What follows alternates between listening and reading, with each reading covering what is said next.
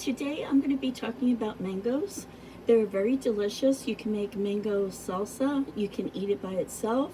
You can put it mango chutney. You can put it in main dishes. It's very versatile.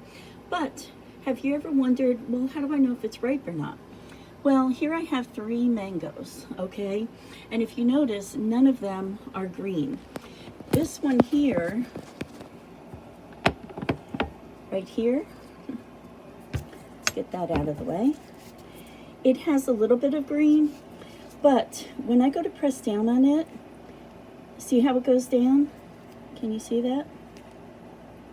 So it's not super soft, but it is ripe because when you press down, it actually gives a little, so it's not tight and tough.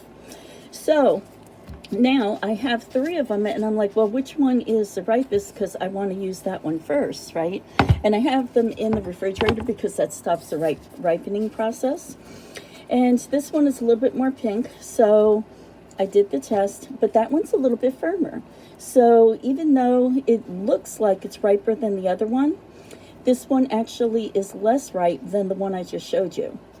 Okay, then we get to the last one, and this one definitely looks like it is very ripe.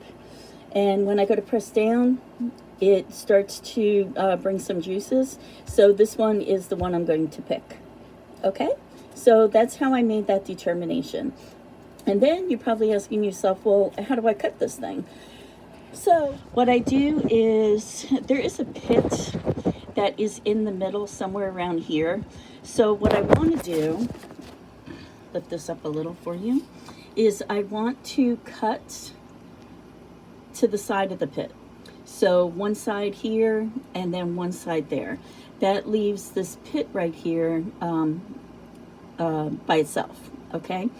Then once I do that, I'll show you what I do. Okay, so I cut one open, sliced one open so that you could see the pit I'm talking about. There's the pit. However, when I made that slice on the side, like I told you, it still had some pit part of it.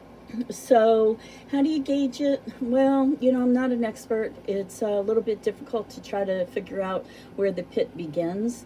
You kind of get as close as what you can to estimating where the pit is. And in this case, now I know that I can cut, see right here, I can cut to the side of this. Now, does that mean that the pit is going to come out further to this way? Possibly. But I'm going to try to do it like around to here, and we'll see, to give enough room for the pit.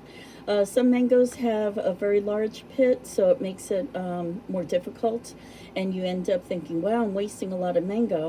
In that case, then you're not going to cut, normally they do, let's see if I can show you.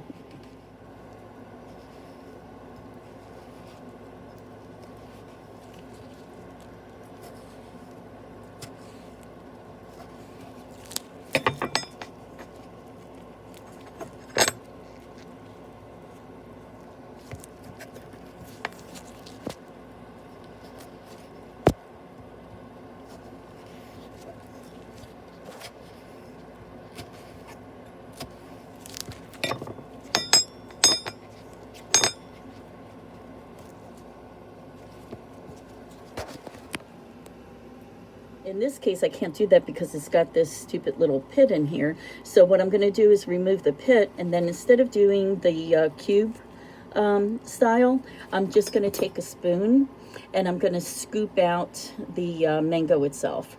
That way I still get the opportunity of getting as much mango as I can out of it, the flesh of it, without the pit. So I'm going to take this pit out, and then I'm going to scoop all of this out. But so basically that's how the mango works, and you want to get that pit out of there. And you can do the cubes or you can do the scooping. Tastes delicious, so I encourage everybody to try a mango.